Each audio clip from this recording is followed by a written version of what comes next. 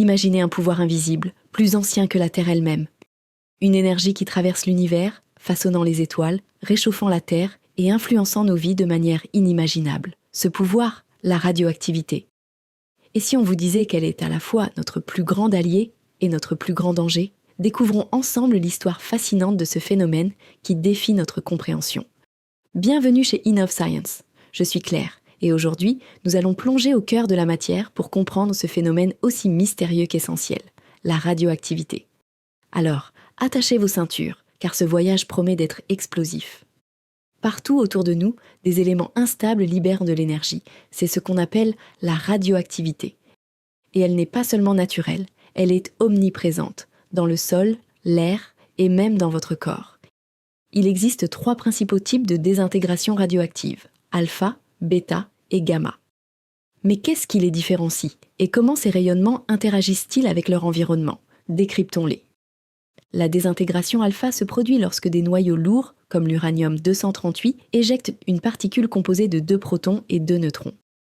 C'est un processus puissant, mais limité à une très courte portée.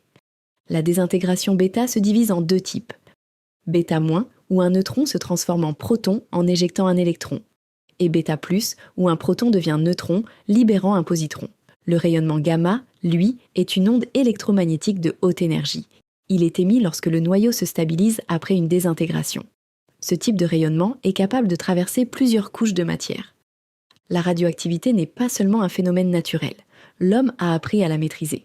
Que ce soit pour produire de l'énergie, développer des technologies médicales ou créer des armes, la radioactivité artificielle joue un rôle clé dans notre civilisation moderne. Mais comment fonctionne-t-elle vraiment? Décryptons 2 de ses applications les plus marquantes, les centrales nucléaires et les bombes atomiques.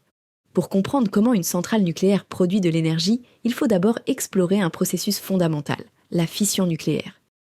Tout commence avec un atome d'uranium-235, un isotope instable qui peut être cassé en 2 noyaux plus petits lorsqu'il est frappé par un neutron. Cette chaleur alimente ensuite le cœur des centrales nucléaires. De l'eau y est chauffée pour produire de la vapeur qui fait tourner des turbines et génère de l'électricité. Ce processus est incroyablement efficace et représente une source majeure d'énergie bas carbone dans le monde. Mais si la fission nucléaire peut alimenter nos maisons, elle peut aussi libérer une énergie destructrice. La bombe atomique repose sur ce même principe, mais avec une réaction en chaîne incontrôlée et rapide, libérant une énergie colossale en un instant.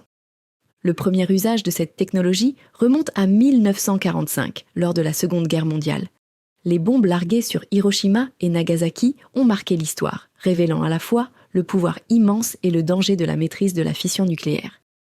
De la création des éléments dans les étoiles à nos propres découvertes scientifiques, la radioactivité est une force universelle. Elle peut être utilisée pour soigner, alimenter nos villes ou détruire. Mais son potentiel reste entre nos mains. Et si la radioactivité pouvait sauver des vies? Découvrez comment dans notre prochaine vidéo, la radioactivité médicale.